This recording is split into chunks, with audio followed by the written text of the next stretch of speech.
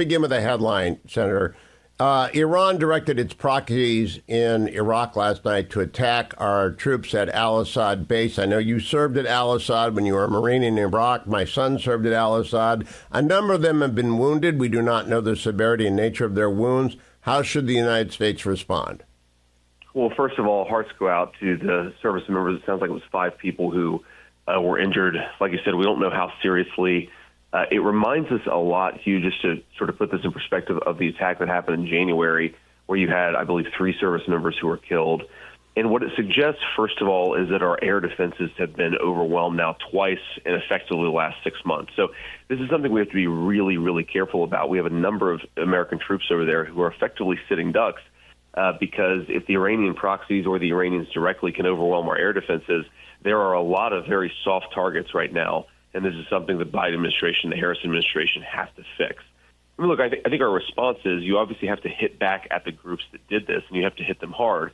Unfortunately, I don't think the Harris administration has shown any willingness to reestablish deterrence.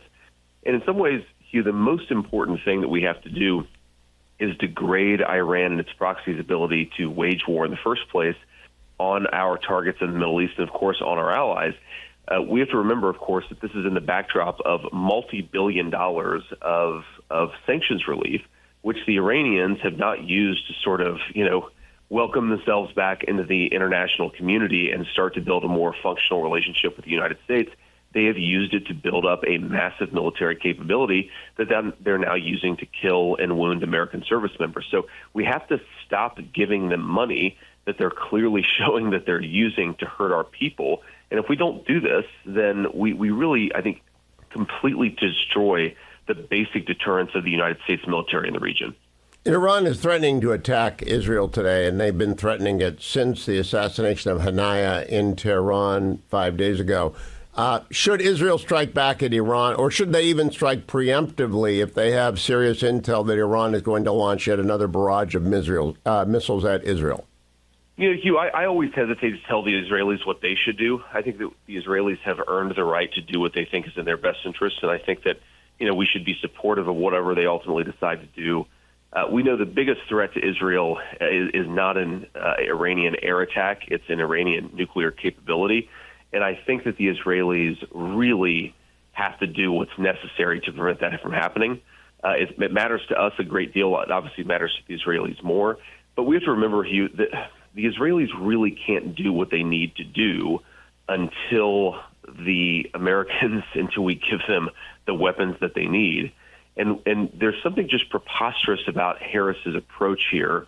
And again, it is Kamala Harris's approach. This is not Joe Biden's presidency. He clearly doesn't know what he's doing or where he is. So this is Kamala Harris's calling the shots.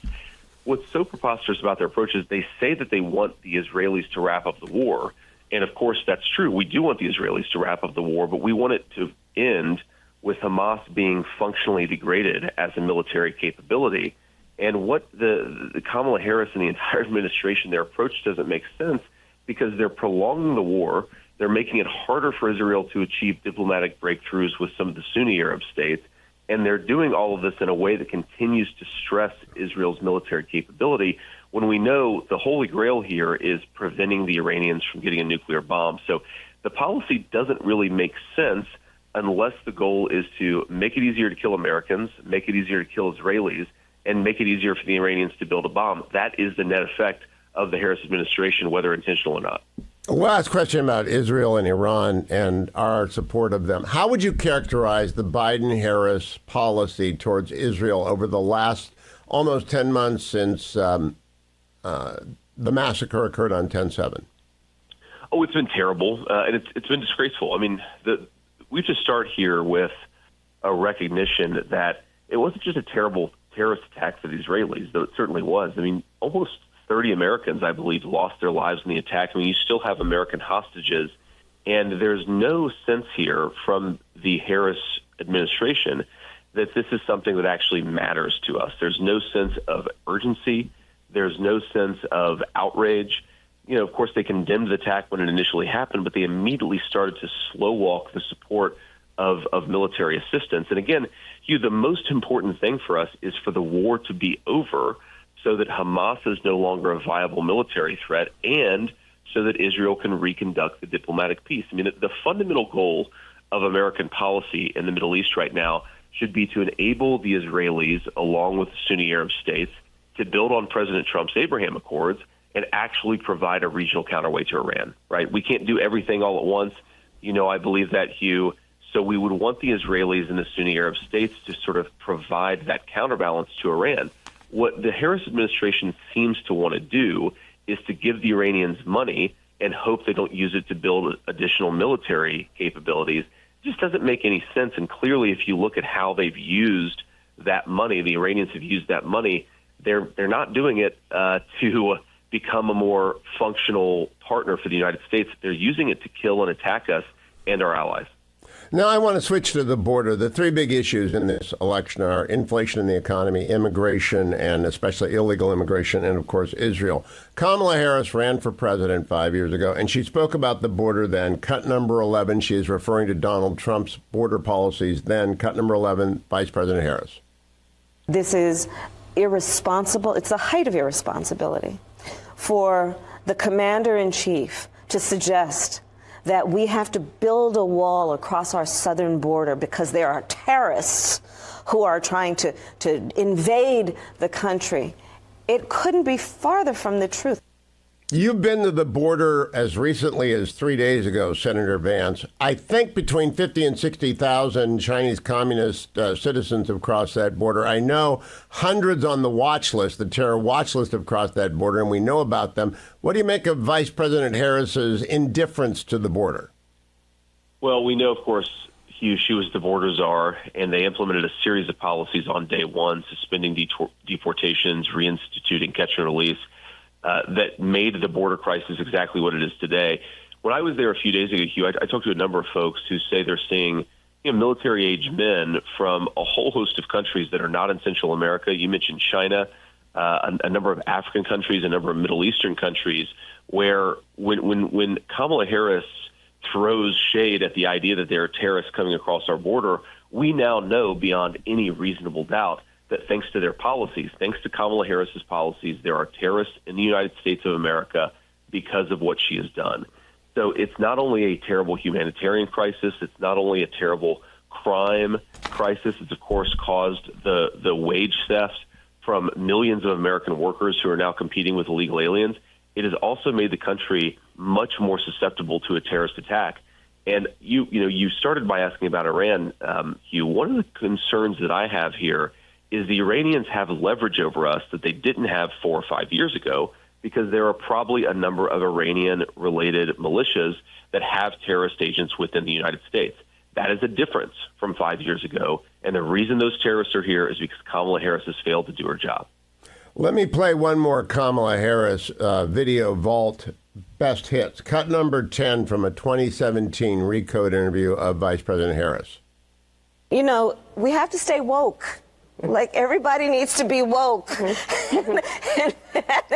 you can talk about if you're the wokest or woker, but just stay more woke than less woke. Yeah. All right, Senator Vance, they like to call you weird. They like to call President Trump weird. They use weird every day in every sentence. How weird was that?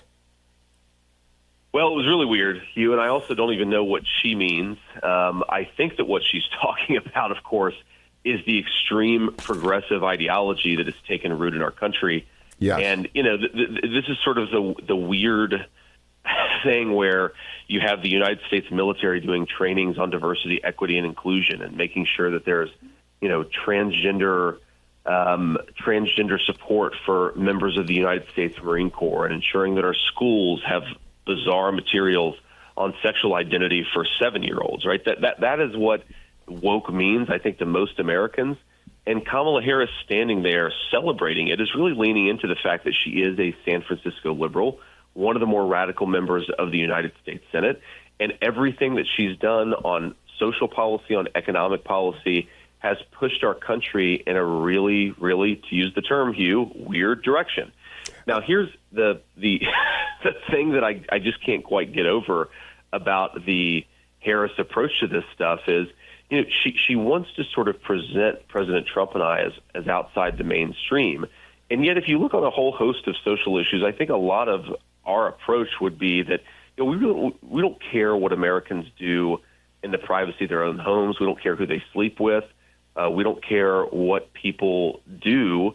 We don't want them to bring it to our kids, right? If you want to get a surgery and you're 30 years old, fine, get whatever surgery you want to, but we don't want you giving cross-sex hormones to 9-year-olds. That is woke, and that is apparently what Kamala Harris has endorsed in stride. The most important thing to point out here, Hugh, is I would like to ask her what she means by those comments, and I'd like the American media to ask her what she means by those comments. But on issue after issue, Hugh, Kamala Harris refuses to sit and actually talk to the American people. She is running a presidential campaign out of a basement. She doesn't do real interviews. She doesn't answer tough questions. And it's clear that her own campaign realizes that if she has to answer for her own record, if she has to answer for the fact that she flip-flopped on every, she wanted to ban fracking and now she doesn't, and she wanted to defund the police and now she allegedly doesn't.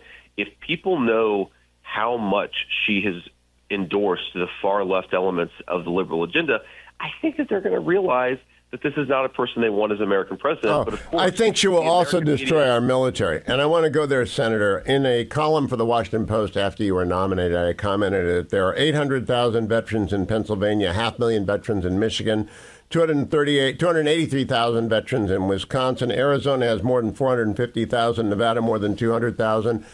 We have a minute to the break. I'm going to talk to you after the break as well. But generally, do these veterans care that you are a veteran when they go in to vote, do you think? I think they do, Hugh. They like to know that somebody has served alongside them. They like to know that somebody understands the sacrifices of military service. And they like to know that somebody like President Trump and I care about American strength and about projecting American strength to the world. They know that weakness invites aggression, and part of the reason they served is they wanted to keep their country safe. Kamala Harris, as we've talked about, has done a lot of things to make this country a whole lot less safe. Some Democrats made a bad choice to mock your military service, saying, oh, he might have been in the Marines, but he wasn't carrying a rifle at the point. And I told them every Marine is a rifleman. Every Marine is prepared to do everything. What do you make of people who make light of your duties in Iraq? Look, I think people just lie about political candidates, and the left lies about me and President Trump all the time. I did carry a rifle. I also carried a pistol. And look, I was an infantryman, Hugh. I've never claimed to be a grunt, but we certainly saw a fair amount of danger, and I did the job that the American Marine Corps asked me to do, and I did it proudly. And I think that's something to celebrate and not something to attack. Of course, when you have a Vice President Kamala Harris who wants to make the military more woke and wants to make it more left-wing, but doesn't actually have any sense of what's required to strengthen the American nation. Let me ask you what you think a Harris administration would do to our recruitment crisis, Senator Vance.